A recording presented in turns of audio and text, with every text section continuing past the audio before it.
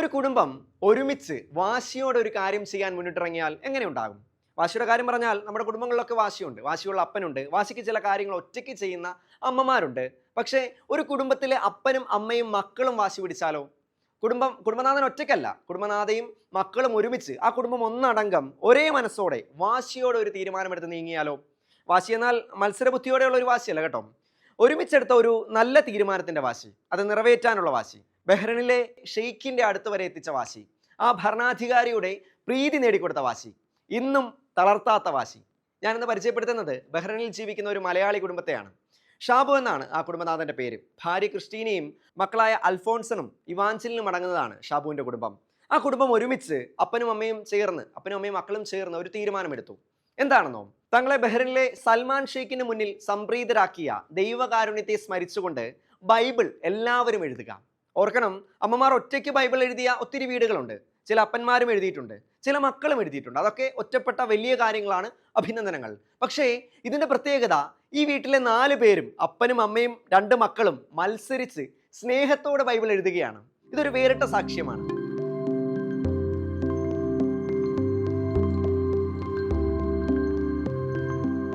തൃശ്ശൂരിൽ ആമ്പല്ലൂർ അടുത്ത്, കൃത്യമായി പറഞ്ഞാൽ കല്ലൂർ കിഴക്ക് ആദൂർ ജംഗ്ഷനിലുള്ള കാവിൽ ഹൗസ് ആണ് ഷാബുവിന്റെ നാട്ടിലെ വീട്. പക്ഷെ അവർ ബഹ്റൈനിലാണ് താമസം.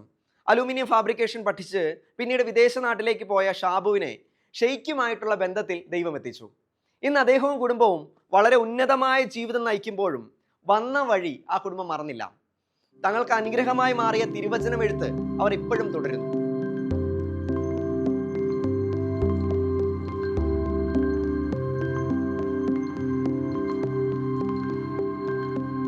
ജോലി തിരക്കുകൾ കഴിഞ്ഞ് വീട്ടിലെത്തുന്ന അപ്പനും അമ്മയും ബൈബിൾ എഴുതാൻ ശ്രദ്ധിക്കുമ്പോൾ മക്കൾ തങ്ങളുടെ പഠനം കഴിഞ്ഞ് മടങ്ങിയെത്തി ബൈബിൾ എഴുതാൻ സമയം കണ്ടെത്തുന്നു.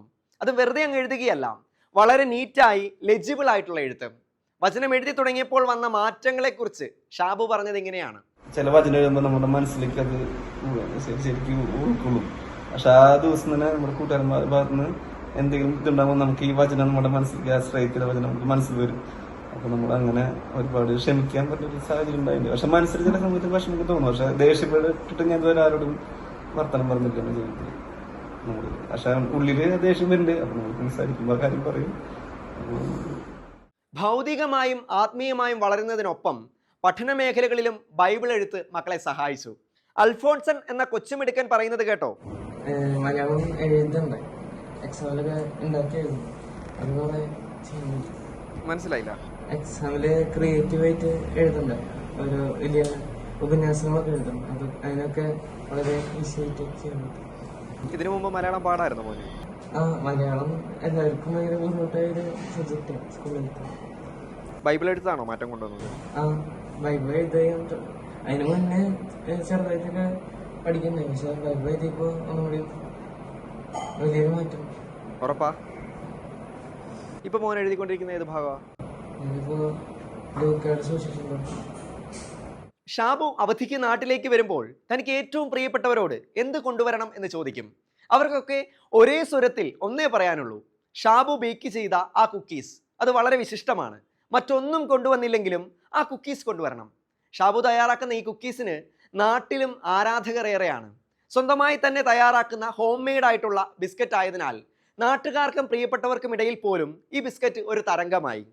ദൈവത്തിൽ വിശ്വസിച്ച് തിരുവചനം എന്നും നെഞ്ചോട് ചേർത്ത് ഷാബുവും കുടുംബവും മുന്നോട്ട് പോകുന്നു.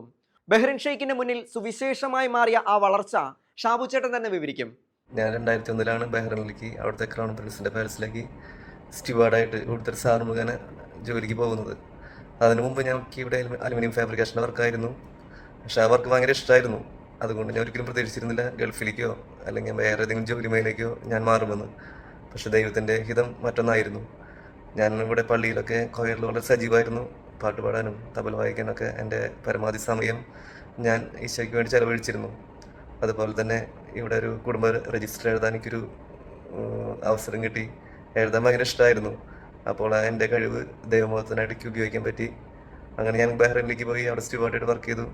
കുറച്ച് നാൾ കഴിഞ്ഞപ്പോൾ എനിക്ക് പാസ്ട്രി സെക്ഷനിലേക്ക് ഒരു മാറ്റം കിട്ടി.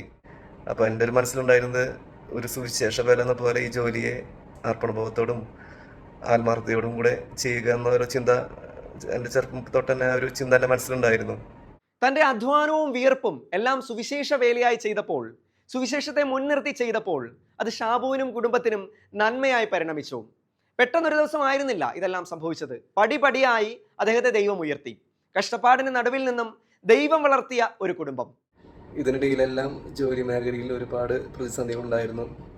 പക്ഷേ ദൈവം ഈ സാറിലൂടെ ഈ പ്രതിസന്ധികളെ തരണം ചെയ്യുവാൻ എന്നെ സഹായിച്ചു. ഇപ്പോഴും പ്രതിസന്ധികളുണ്ട്, പക്ഷെ ദൈവത്തിൻ്റെ കാര്യം എപ്പോഴും ഈ പ്രതിസന്ധികളെ തരണം ചെയ്യുവാൻ എന്നെ സഹായിക്കുന്നു. അങ്ങനെ ഇപ്പോൾ ഞാൻ ആ ക്രൗൺ പ്രിൻസിൻ്റെ പേസ്ട്രി സെക്ഷനിലത്തെ ഹെഡാണ്. ഇതെല്ലാം സംഭവിച്ച് ദൈവത്തിൻ്റെ കൃപയിലാണെന്ന് ഞാൻ ഉറച്ചു വിശ്വസിക്കുന്നു. അങ്ങനെ ഇപ്പോൾ അദ്ദേഹത്തിൻ്റെ വിശ്വസ്തനായ ഒരു സർവൻ്റായി ഞാൻ ബഹ്റിനിൽ സേവനമനുഷ്ഠിക്കുന്നു. എല്ലാ മഹത്വവും ഈശോയ്ക്ക്. വിശുദ്ധ പൗലോസ്ലിഹ റോമാർക്കാർക്ക് എഴുതിയ ലേഖനം 8-ാം അധ്യായം 28-ാം വാക്യം: ദൈവത്തെ സ്നേഹിക്കുന്നവർക്ക്, അവിടുത്തെ പദ്ധതി അനുസരിച്ച് വിളിക്കപ്പെട്ടവർക്ക് അവിടുന്ന് സകലവും നന്മയ്ക്കായി പരിണമിപ്പിക്കുന്നുവെന്ന് നമുക്കറിയാമല്ലോ. ഷാബുവും കുടുംബവും എന്നും ദൈവസന്നിധിയിൽ ഇതേ ആത്മീയ വാശിയോടെ ഇടം കണ്ടെത്തട്ടെ. അവർ മുറുകെ പിടിച്ചിരിക്കുന്ന തിരുവചനം അവരെ അതിന് സഹായിക്കട്ടെ. ദൈവത്തിന് സ്തുതി.